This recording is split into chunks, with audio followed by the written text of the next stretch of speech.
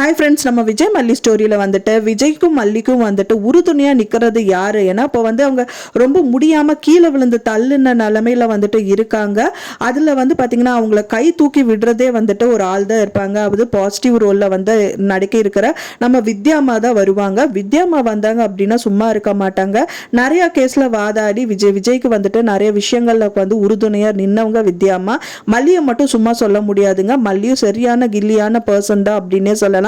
ஏன்னா வந்து ஒரு கட்டத்தில் வந்து யாருக்குமே தெரியாம இந்த மாதிரியும் ஒரு திருப்பங்கள் வருமா அப்படின்னு நம்ம எதிர்பார்த்தோம். என்ன திருப்பம் அப்படின்னு பார்த்தீங்கன்னா, விஜய் வந்துட்டு இன்வெஸ்டர்ஸ் கிட்ட வந்து மாட்டிட்டு இன்வெஸ்டர்ஸ் கிட்ட அவங்களே வந்து காசை திருப்பி கூட உன்னோட கம்பெனி லாஸ் ஆயிடுச்சுல, இந்த மாதிரி ஃப்ராட் எல்லாம் பண்ண இல்லை அப்படின்னு சொல்லிட்டு கேட்கும்போது என்ன பண்றதுன்னே தெரியாம தகச்சு போன நிலைமையில வக்கீல் கூட இல்லாம அவங்களே டைரக்டா இன்வெஸ்டர் வீட்டுக்கு போயிட்டு அவங்களோட பொண்ணு மூலியமா அவங்க பொண்ணு கிட்ட விஷயம் சொல்லி அந்த பொண்ணு வந்து பேசி இந்த கேஸையே வந்து வாபஸ் வாங்க வச்சாங்க.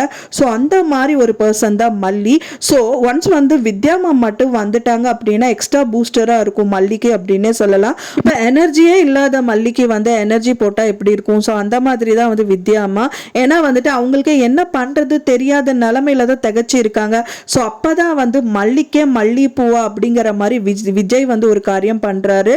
அவங்க எத்தனை நாள் வந்து விஜய் கிட்ட நிறைய விஷயங்கள் எதிர்பார்த்தாங்க. மெயினாக அவங்க வந்து விஜய் நம்மளை ஏற்றுக்கணும் ஒய்ஃபா அப்படின்னு நினச்சாங்க. ஸோ அந்த விஷயங்கள் ஸ்டெப் பை ஸ்டெப்பாக அவங்க பண்ணிட்டு இருக்காங்க.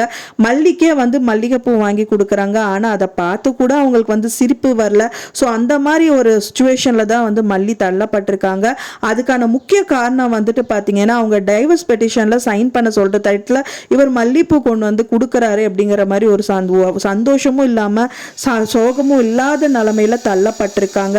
ஸோ இதுலேருந்து வெளியில் வரணும் அப்படின்னா கண்டிப்பாக இதுக்கான சொல்யூஷன் கண்டிப்பாக கிடைக்கணும். ஸோ இந்த கேஸ் வந்து அவங்க எடுக்கிறதா இருக்காங்க. அது கண்டிப்பாக ட்ராப் ஆகணும். அதுக்கு மெயின் காரணமே வந்து ரஞ்சிதா தான். ரஞ்சிதாவையும் ஏதாவது ஒரு விஷயங்கள் பேசி மல்லி வந்து அவங்கள கன்வின்ஸ் பண்ணிட்டாங்க அப்படின்னா இந்த கேஸ் வந்து டோட்டலாக க்ளோஸ் ஆயிடும். அது மட்டும் இல்லாமல் இவங்களோட லைஃப்பை அவங்க நல்லபடியாக லீட் பண்ணலாம். இன்னொன்று, வித்யாமா வந்தால் மட்டும்தான் வந்துட்டு கோர்ட்டில் வந்து வாதாட முடியும். ஸோ அதுக்கான ஹிண்ட்டும் வந்து நிறைய கொடுத்துருக்காங்க எபிசோடில் அப்படின்னே சொல்லலாம்.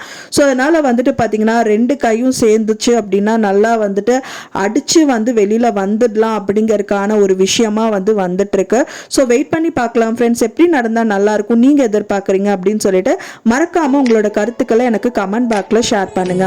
நான் சொன்ன இந்த தகவல் உங்களுக்கு பிடிச்சிருந்தா மறக்காம லைக் பண்ணுங்க, ஷேர் பண்ணுங்க, கமெண்ட் பண்ணுங்க, சப்ஸ்கிரைப் பண்ணுங்க. மேலும் இன்னொரு மல்லி சீரியல் அப்டேட்டோட நெக்ஸ்ட் மீட் பண்றேன்.